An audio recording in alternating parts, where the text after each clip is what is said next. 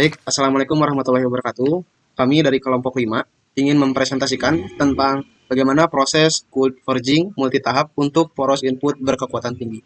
Sumber jurnal yang kita ambil yaitu dari Jo AR, Jeong, MS Lee, SK Moon, YH Huang, SK yang berjudul Proses Penempaan Dingin Multitahap untuk Pembuatan Poros Input Satu Body Berkekuatan Tinggi. Oke, selanjutnya apa sih cold forging itu? Cold forging atau penempaan dingin adalah suatu proses pembentukan logam yang dilakukan di bawah suhu rekristalisasi material, biasanya pada suhu ruangan. Dalam proses ini, logam tidak dipanaskan, tapi dibentuk menggunakan tekanan tinggi hingga logam mengalami deformasi plastis dan mengikuti bentuk cetakan. Topik ini membahas proses cold forging multitahap untuk pembuatan proses input satu body berkekuatan tinggi. Proses ini dikembangkan untuk menggantikan metode permesinan konvensional yang boros material dan sulit menjaga presisi bentuk. Poros input merupakan komponen penting dalam sistem kemudi daya motor atau MDPS yang berfungsi menyalurkan torsi dan gaya putar. Penelitian ini menawarkan solusi dengan membuat poros atau bodi tanpa sambungan, menggunakan proses penempatan dingin bertahap yang efisien, presisi, dan menghasilkan sifat mekanik lebih kuat. Nah, yang selanjutnya saya akan menjelaskan kenapa memakai cold forging multitahap. Yang pertama ada efisiensi material rendah. Kalau pada proses pemesinan konvensional, banyak material logam yang terbuang jadi serpihan. Nah, sehingga si efisiensinya jadi rendah, hanya sekitar 31%. Dengan penempaan dingin, efisiensinya itu bisa naik hingga 80% atau 2,5 kali lebih tinggi dibandingkan kalau kita itu buatnya pakai pemesinan biasa. Terus yang kedua ada sifat mekanik unggul. Nah, karena cold forging ini dilakukan di bawah suhu rekristalisasi, nah si logamnya itu mengalami deformasi plastis besar yang memperhalus struktur butir. Nah, akibatnya kekuatan tarik naik kurang lebih 50% dan kekerasannya itu naik 45-50% dan torsinya itu meningkat 100 Nm tanpa perlakuan panas tambahan. Yang ketiga ada produk satu body.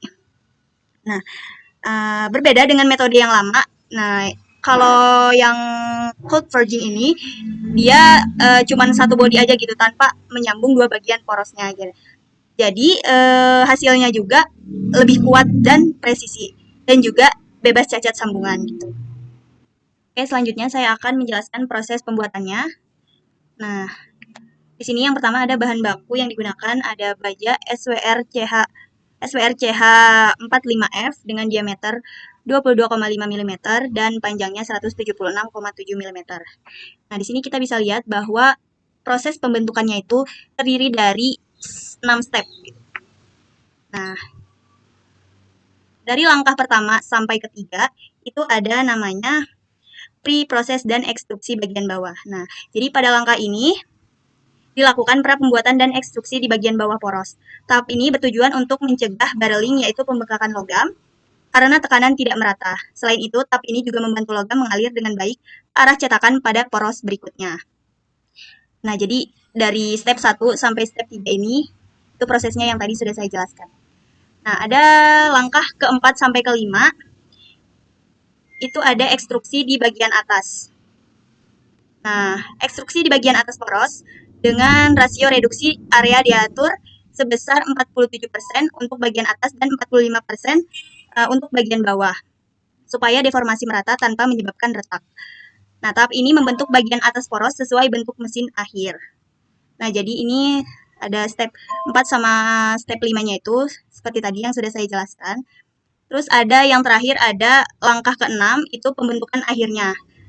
Nah, pada langkah terakhir ini dilakukan pembentukan akhir atau final forming.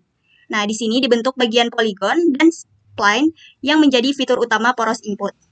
Nah, tahap ini menggunakan simulasi deform 3 dimensi agar hasilnya presisi dan tidak cacat. Nah, jadi ini ada step 6-nya, step terakhir itu adalah pembentukan akhir si bendanya. Seperti itu. Nah, di sini juga ada si mesin pencetakannya di bagian bawah, gambar paling bawah.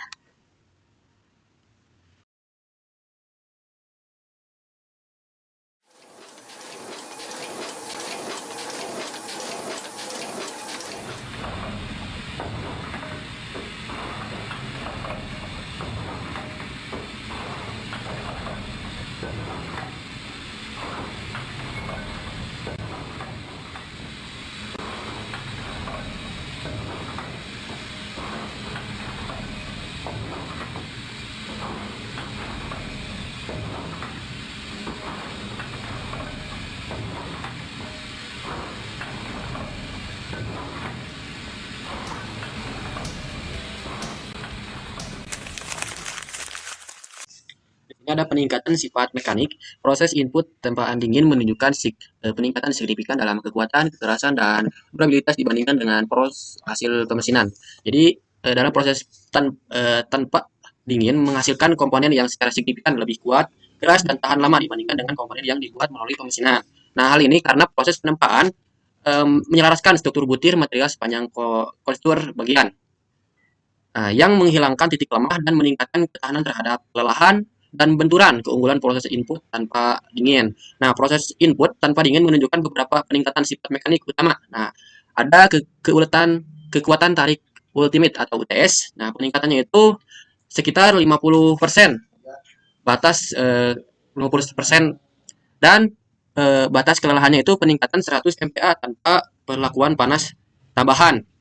Karena penampaan meningkatkan ketahanan patik.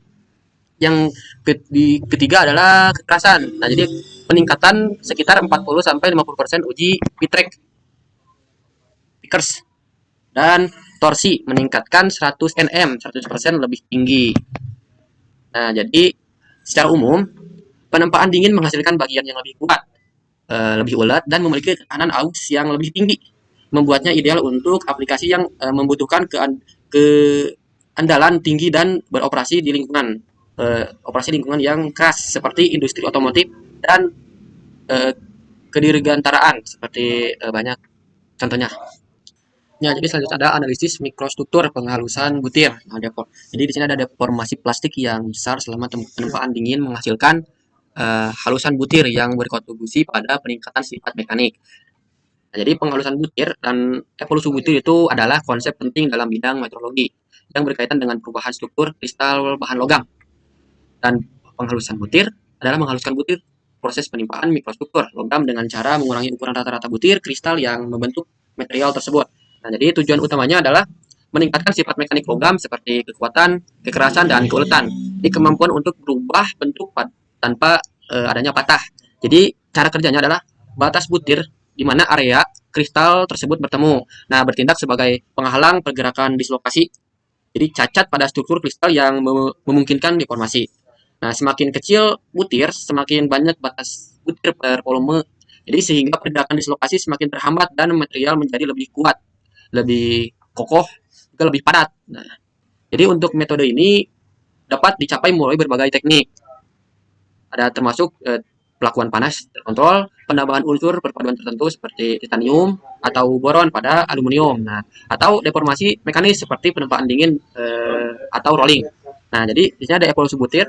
Butiran memanjang ke arah ekstruksi dan nilai KAM atau kerapatan dislokasi rata-rata meningkat menjadi 225% dari 0,28 menjadi 0,91. Terjadi pembentukan batas butir sudut rendah LAGB dan sudut tinggi HGB. HAGB. Peningkatan LAGB dan HAGB secara efisien meningkatkan produksi kekuatan tinggi. Nah, jadi singkatnya, penghalusan butir adalah tujuan spesifik membentuk butir lebih kecil untuk menguatkan material menjadi lebih padat. Sementara evolusi butir adalah proses alami perubahan butir yang terjadi selama material diproses. Selanjutnya verifikasi FEA prediksi cacat dan umur cetakan. FEA memprediksi faktor ulet dan tegangan hidrostatik untuk memastikan produk bebas cacat dan mengoptimalkan umur cetakan. Prediksi faktor ulet persamaan Crocroft-Latham digunakan nilai kerusakan kritis terdistribusi merata di bawah 519 MPa. Tegangan hidrostatik negatif terdistribusi mengidentifikasikan tidak ada cacat internal. Tingkat pemulihan material 80,3%. Proses tempa, tingkat pemulihan material 31,3%. Pemesinan konvensional, tingkat pemulihan material. Proses yang diusulkan 2,56 kali lebih tinggi dalam pemulihan material. Baik, mungkin itu saja yang bisa kami sampaikan. Mohon maaf jika masih ada kekurangan karena kesempurnaan hanyalah milik Allah Subhanahu wa taala. Kami dari kelompok 5 izin pamit. Assalamualaikum warahmatullahi wabarakatuh.